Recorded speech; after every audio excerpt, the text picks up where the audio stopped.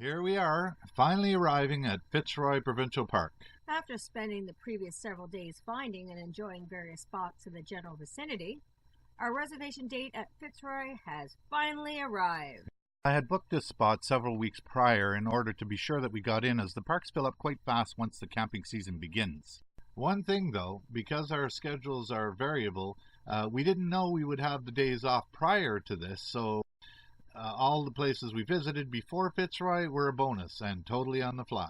That's okay. It gave us a chance to mix it up a little bit with both boondocking and a reserve spot at a local RV park, which included electrical hookups, so we could get accustomed to what that was all about as well. So come along and join us in the park. Hi, I'm Ken. And I'm Kat. And we're the Traveling Wildberries. Upon arriving, we had a bit of an interesting learning experience. You see, for some reason, I got the impression that the sites had both water and electrical hookups. So, when we arrived, I didn't bother filling up the water tanks.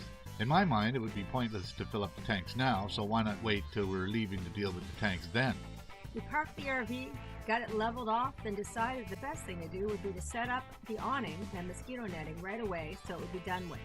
And there'd be no need to deal with it later while we were becoming mosquito food as we set up. It was only after we got it set up that we realized that there was only electrical hookup and no water hookups. This means the decision not to fill up at the freshwater tanks as we arrived was coming back to haunt us. It seemed the best thing to do would be to go back and fill up right away. Of course, this meant we had to take down the mosquito netting and crank in the awning. A somewhat frustrating situation, but a good learning experience nonetheless. Besides, you folks get to see that not everything works out perfectly all the time. As I headed back for the water fill-up, I heard the coffee container fall from its spot where it usually strapped down. That's right, we forgot that we had begun the process of setting things up in order to brew a patch of coffee. Oh, another casualty.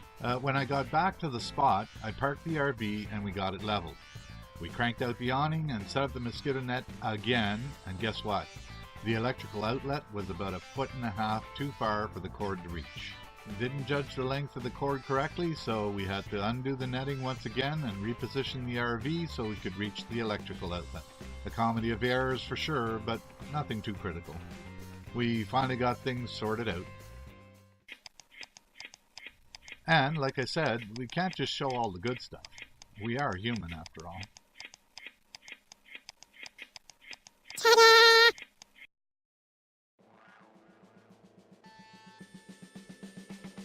As it turned out, this particular weekend was the hottest and most humid weekend so far this summer. So, we were quite glad to have booked the site with electric power. Yeah, the AC was very welcome when we did use it.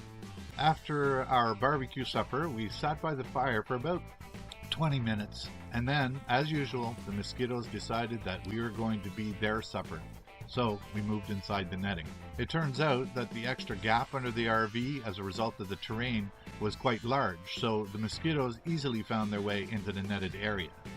We believe we found a way to deal with that part of things using one of those large mats that we can roll out just outside the RV door. We plan to grab one of those once we decide on which one suits our situation and once we get the funds together. As for insect repellents and that kind of solution, neither one of us is very fond of using chemicals like DEET. We both find that it affects us quite adversely. But we heard about this. Another popular product is mosquito repellent made from natural plants. She's got lemon eucalyptus oil on her arm that she just applied. This repellent should work very well. Another round of success. And we're thinking of giving it a try. So if you have tried it or anything else, let us know. Suffice to say, the feeding frenzy continued, which ultimately chased us into the RV shortly afterwards. We chatted and played cards for a while, and she beat me at backgammon yet again. And then we watched TV for a little while before going to sleep. The next morning, we decided to go for a walk to have a look at the rest of the park. We checked out the shower area. They were clean and very nice. We crossed a small bridge that went down a set of steps, which was, according to the map, going to take us around and eventually over to the edge of the water. And that continued on to the allocated swimming/beach area. We hung out there on the beach for a while.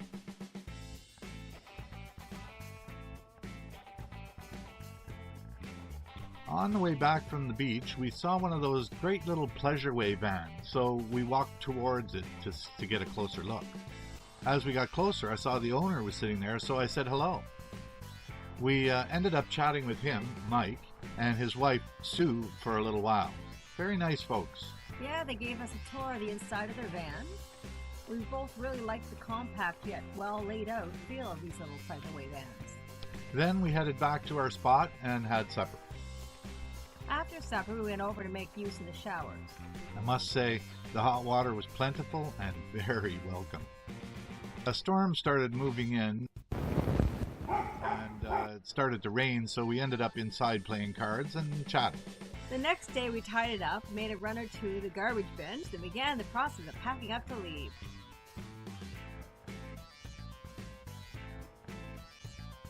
We decided to drive down to say hello to Mike and Sue and show them our rig. We chatted for a bit and then headed out. We both pretty much agree that Fitzroy is a nice park, but being parked in the woods away from the water and not in a position to see any glorious sunrises or sunsets sure takes away from the experience. I guess the idea would be to focus on seeking out those unique and interesting boondocking spots as we had done for the several days prior to coming to this park. Or perhaps just try to be sure that any future park reservations are on the shoreline, even if that means foregoing any hookups. That's it for now. Stay tuned for the next adventure, whatever that might be. We do not like bugs. No, they seem to attack us like crazy. Actually,